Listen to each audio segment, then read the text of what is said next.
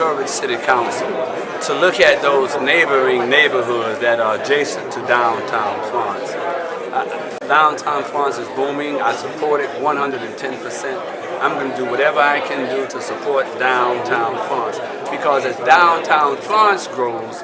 the city of Florence grows, and the neighborhoods and the communities of Florence grows as well. I think this is a great opportunity for our citizens, those neighboring neighborhoods of downtown Florence, to become more engaging, to go to their city council meetings, to hear what's happening, to hear what's going on, so that they might be a part of the process. And this is a good thing. Again, this is a good thing that we are doing here. This is a good meeting. And we just need to let them know how we see things, because when you have consultants coming in, they do not know the actuality of what's happening in these various communities. I think this is a good opportunity to do so. Tonight's event will serve the purpose of actually bringing information back to the community, because the consultants have already met with community members, and what they have done is evaluate what the community members see, what the community believes needs to be done, and they've taken that into consideration, and they're placing a plan together now to tell us what needs to be done in order to accomplish those goals. And long-term, the communities are having committed to being sure that we maintain the progress that's in the area, but also when it comes to the characteristics of how individuals treat the community, make sure they do the right things, as much as it's possible, controlling the activities in the community and creating a positive atmosphere that would invite other people to come live in the community and to stay in the community who's already here.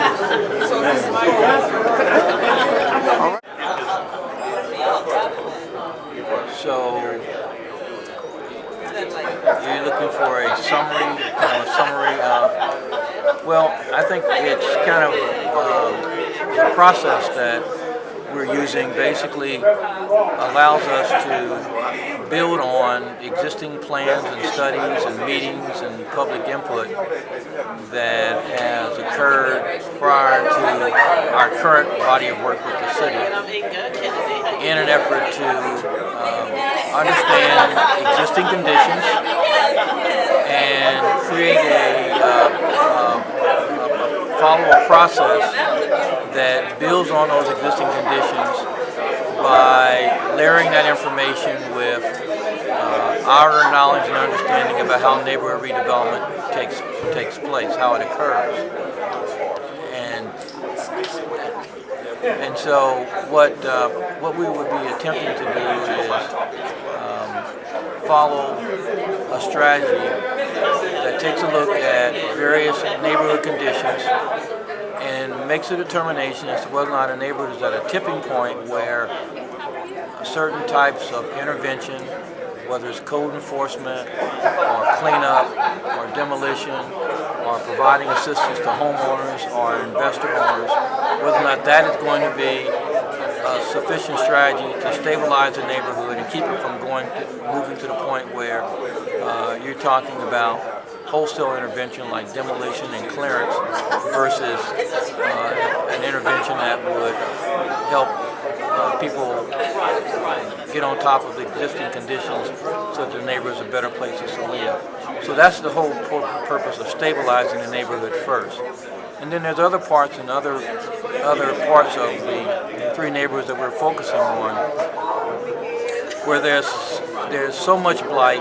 there's so much vacant and abandoned property that the more appropriate strategy is going to be coming in,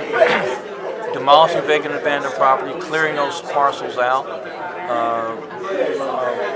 redeveloping or creating new ways to make the neighborhood great places to live. And this is probably going to involve building new homes or creating opportunities for neighborhood retail to take place and flourish. And all this takes a bit of time, and the whole notion of this decision-making matrix is to focus in on specific areas of the three neighborhoods where there's the highest possibility and the most likelihood that we can be successful in reintroducing a redevelopment strategy, do those strategies, get something started, and allow the private market to come in and catalyze and energize and do other good things in the neighborhood.